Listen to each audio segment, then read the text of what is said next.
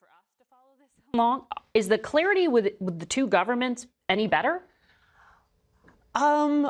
You know, we are in active discussions with Secretary Lutnick, and those discussions are heading towards April 2nd. And that, I think, is we are putting our energy in the substantive discussions that we are having with the Secretary, with USTR, with the White House. And, you know, that is, I guess, how I can answer that question. The president does have a variety of concerns, and I think also sees tariffs as a tool for a variety of policy objectives. But really, all we can do is focus on the real work at hand, which is to get at these issues. Like, for example, lumber. Canada doesn't have a tariff on lumber. It's zero. U.S. lumber can come into Canada duty-free. On dairy, the U.S. sells 3 times as much dairy into Canada as we sell into the United States. So what's more, I think, productive for us is to talk about the facts around the actual trading relationship and try and get at where the concerns are. But Canada does put a tariff as high as 241% on dairy imports, but it's a sliding scale that only kicks in at a certain level, and that's under the free trade deal. That's right. And it's like the United States. In agriculture, the United States is the same. In sugar and dairy, you allow a certain amount of product in, and then after that level is hit, you put restraints in on imports. And we do the same to protect our farmers and families and, you know, small family farms that need to be sure that they can have a bit of the market. So there was this 50-minute phone call Wednesday with the Vice President, the Commerce Secretary, and President Trump with your Prime Minister, Justin Trudeau.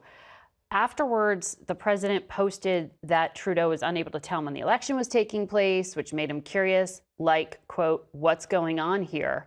I then realized he's trying to use this issue to stay in power." Do you think this is like a personal issue here? Do you think it'll change when your leadership changes? It's hard for me to say. I think that the Prime Minister and the President, Prime Minister Trudeau and the President, they've done big things together, right? They did renegotiate NAFTA together, right? They have a long history. They did good things together. They managed our 6,000, practically 6,000-mile border during COVID very successfully, in my opinion. So it's a long relationship and has had many phases to it. We will have a new Prime Minister this week. Today, the Liberal Party will elect a new leader. That new leader will be sworn in the coming days, and that person will become Canada's Prime Minister. Those are facts that are not going to change.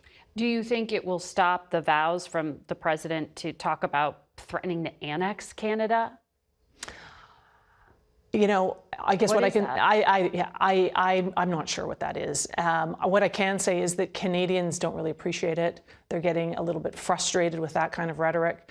But more importantly, Canadians are frustrated with our neighbors, you know, the country that we feel closest to, the country that is partners, allies, often family, that we've gone to war with, that we've died with, that we come to each other's aid.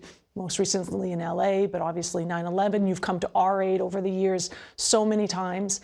And we feel, Canadians feel, under attack, under economic attack, and that is causing some challenges for sure across Canadian society.